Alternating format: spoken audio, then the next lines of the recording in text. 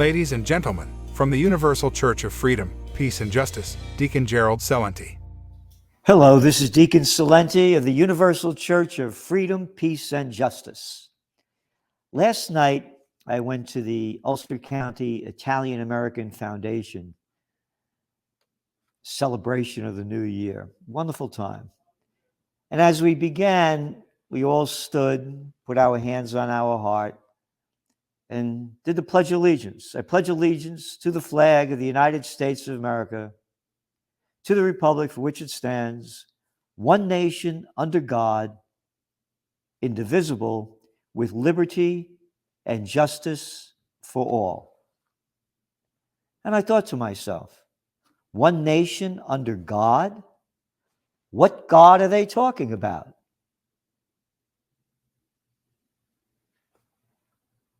One nation under God. No God believes in war, and that's all America promotes, is war. All my life.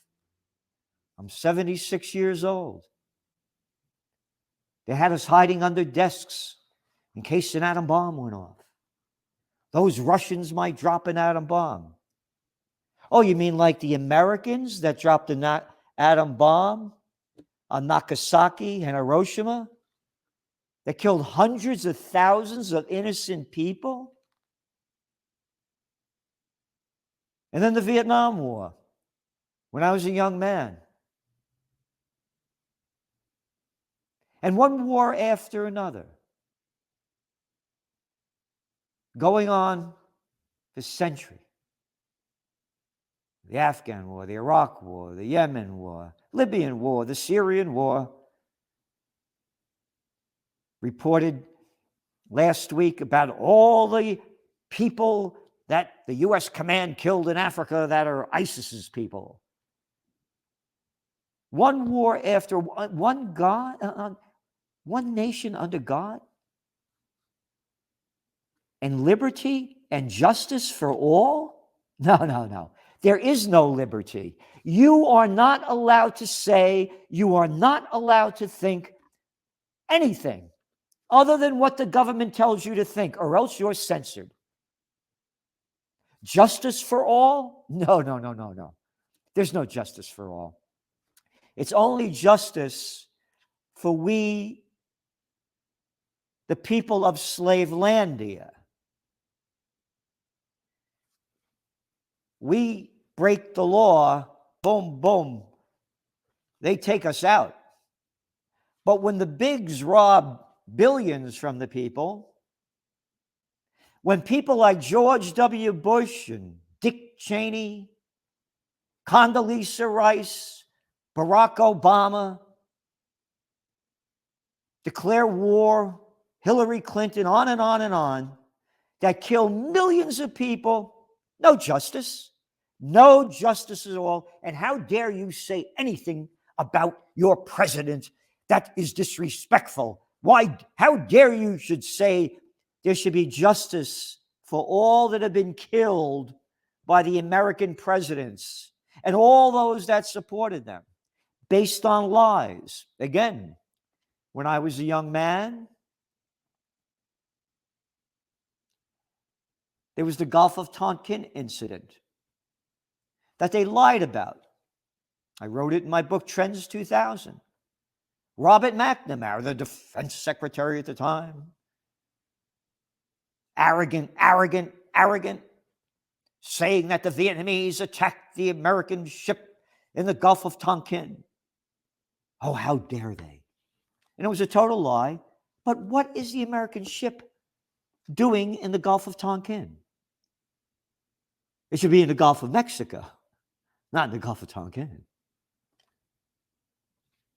You mean that used to be French Indochina?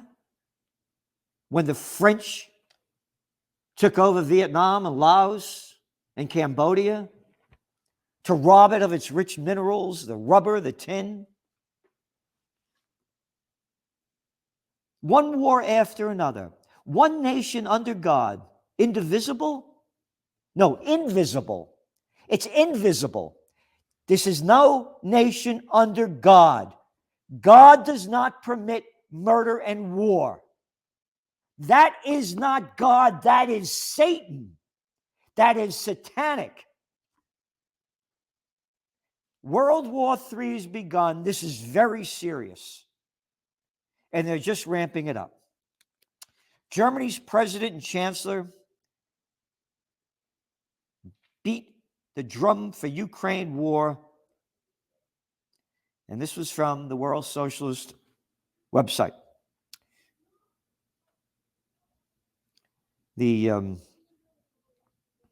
President Frank-Walter Steinmeier and Chancellor Olaf Scholz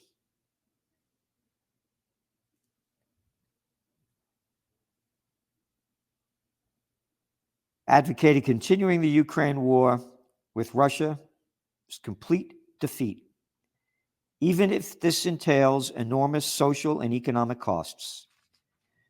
Steinmeier said, "This year, our most ardent wish is probably that peace will return again." Oh, that's very nice. That's their most ardent wish.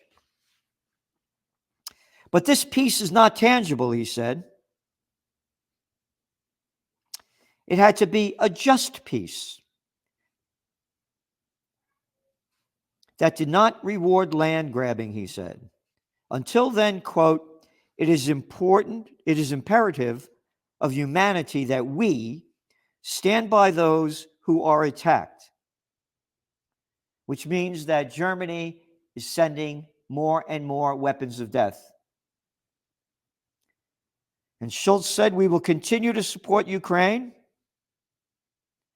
He claimed that thanks to cohesion and strength, our dear fellow citizens, Germany has not bowed to Russia. Oh, no, Germany has not bowed to Russia. This is the Germany, Mr. Scholz and Mr. Steinmeier, that killed over 25 million Russians just a year before I was born. Operation Barbarossa, not reported in any of the American media. And again, no facts about the United States overthrow the coup of the democratically elected government of Viktor Yanukovych in Ukraine in 2014. None of the violations of the agreement made by Mikhail Gorbachev, and Reagan, and Bush Sr., that NATO would not move 1 inch further. No words about the violation of the Minsk Agreement, designed by Germany and France to end the conflict in 2014, when the separatist region of Russians did not want to go with the Nazi Ukraine government of Bandera, who they celebrated his birthday just a few days ago. The Ukrainian that murdered hundreds of thousands of Jews and other innocent people.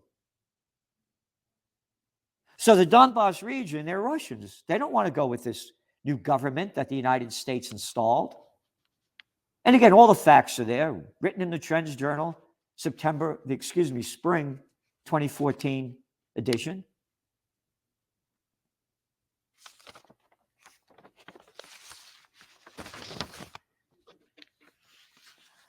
This past Wednesday, French President Emmanuel Macron announced plans to deliver AMX-10 tanks to Ukraine military. In a tweet, he said, quote, until victory, until peace returns to Europe, our support for Ukraine will not weaken. I confirmed it to President Zelensky. France will provide combat tanks. Now, wait a minute. Until victory, until peace returns? These are demonic, satanic people that think by killing more and more people, you're going to have peace. But this is what's reported, and those of us who speak about peace are blacklisted by the media and by the political system. I pledge allegiance to the flag of the United States of America to the republic for which it stands, one nation under God, indivisible, with liberty and justice for all. No, not indivisible. It doesn't exist. It's invisible. Invisible, of liberty and justice for all. This is the same Macron. In 2019, he said NATO was, quote, brain dead. This is an interview with The Economist. And again, this is reported by World Socialist Organization. He added that U.S. policy toward Russia was unhinged, saying, quote, when the United States is very harsh with Russia, it is a form of governmental, political, and historical hysteria. Oh, but now he did an about face.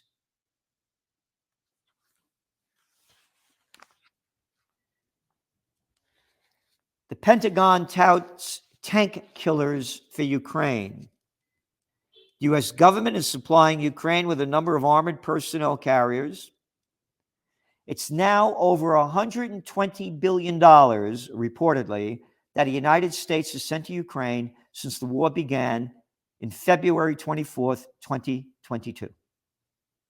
As 63% of Americans are living paycheck to paycheck.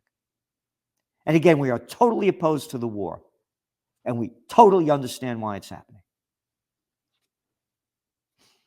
Chief Pentagon spokesman Pat Ryan said on Thursday, quote, it is obviously an armored capability that could transport mechanized industry into battle in support of both offensive and defensive operations, providing a level of firepower and armor that will bring advantages to the battlefield.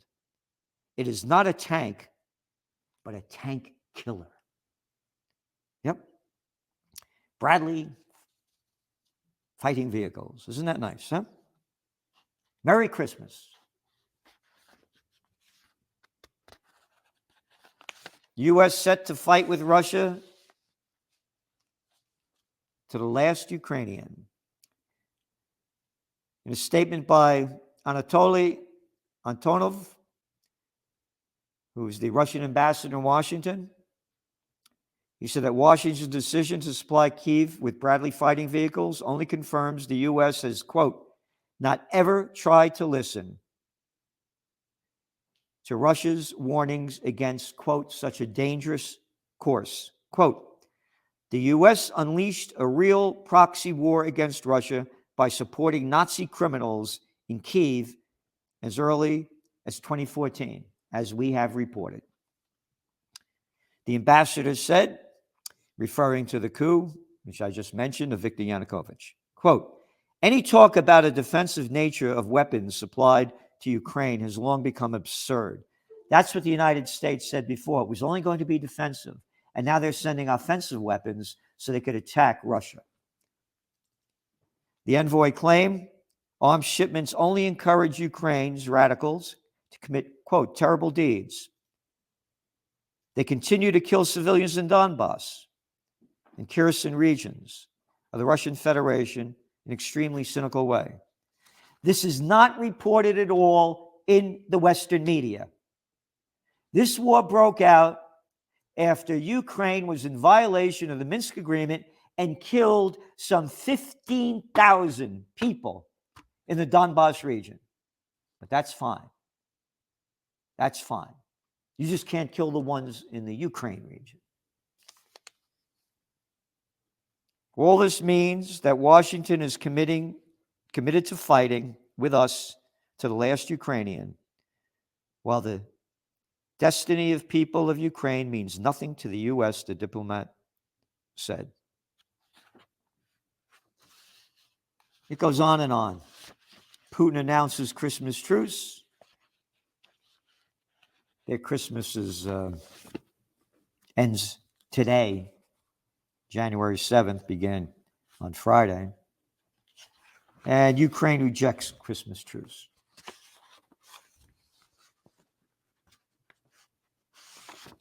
So as they keep sending weapons of death all over the world, World food prices hit a record in 2022.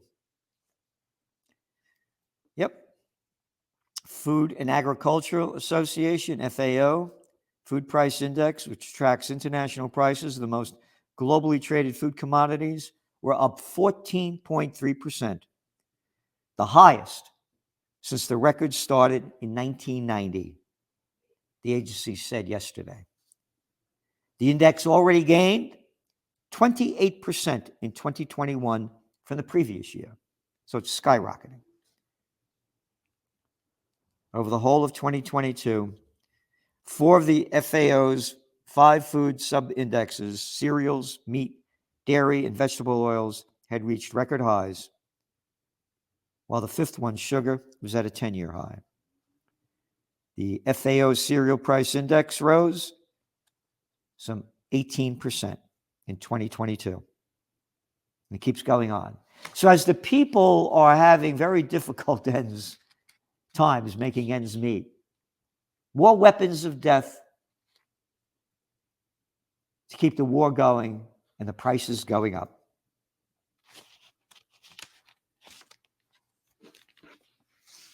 And UN votes for global court to rule on Israeli occupation.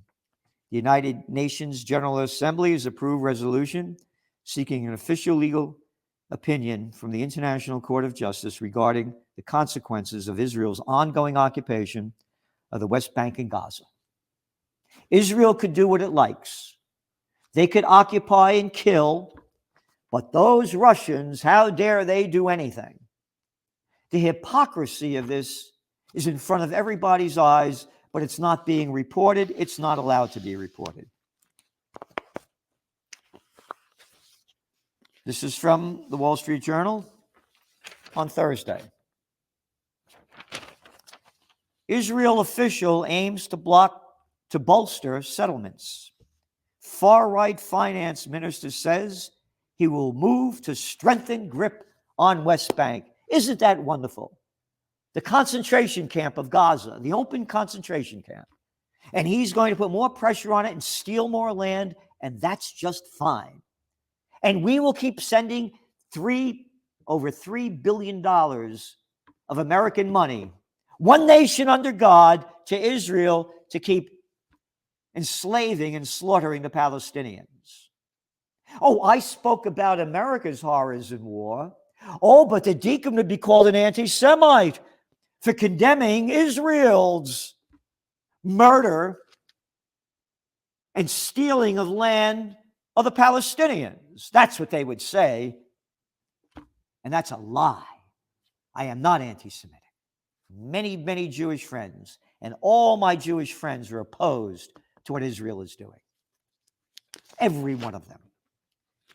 Here, this is from none other than the Financial Times on Friday. Israel's rightward shift rocks West Bank balance. Isn't that nice? Proposals by Israel's new far-right government for far-reaching changes to the administration of the occupied West Bank prompted warnings from opposition figures. The officials said the charges could undermine the army, Yep. And complicate the international legal status of Israel's 5-decade occupation of Palestinian territory. 5-decade occupation. 5 decades of stealing their land. Under the belief that God gave that to them. Not according to my religious beliefs. And my religious beliefs shouldn't be what anybody believes. We should all be free to believe what we want to believe. How about the American Indians taking back all of America that the English and the colonizations stole from them? How about Mexico taking back California, New Mexico, Arizona, Texas, and all the other land that America stole from them? If God gave Israel this land, why not give the land back to the people who's been stolen from. Why? Because there's no peace on earth, goodwill to men, only lies. So that's where we're at. Very sad times. United we stand, divided we fall. Please spread the word for peace. We are going to do everything we can this year to launch a major global peace initiative. We cannot do it without your help. No way, no how. Because money talks. Money talks, and empty words go nowhere. And if you don't believe that, there's an article here. Nonprofit financed by billionaire George Soros quietly donated $140 million to the politicians in 2021 to political causes. Those donations are on top of more than $170 million Soros personally contributed during the 2022 midterm campaigns to help Democratic campaigns and political action committees. But not one penny for peace. No, none from Bezos, none from Buffett, none from Musk, none from any of the billionaires. How about $140 million for the Universal Church of Freedom, Peace, and Justice? No. Only money for war, only money for hate. It's become the American way and the way of the West. No protests, no condemnation of murder, only support war. So again, without the money, all the prayers in the world won't go anywhere if you don't have the backing behind it. This is the real world. This isn't the world, life after death. Money. You need money to make it happen. We don't need the billionaires. We need we the people. Because if everybody donated, think about it.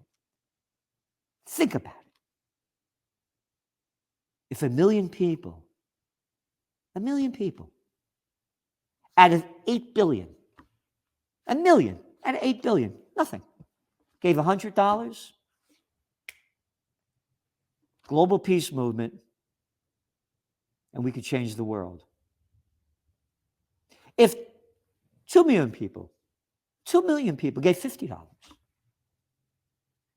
if 5 million people gave $10 out of 8 billion, nothing. So please do what you can to spread the word to the people that you know to donate to the Universal Church of Freedom, Peace, and Justice. Because if we don't fight for peace, and I'm a warrior for the Prince of Peace, we will have hell on earth. Thank you, and spread the word for peace.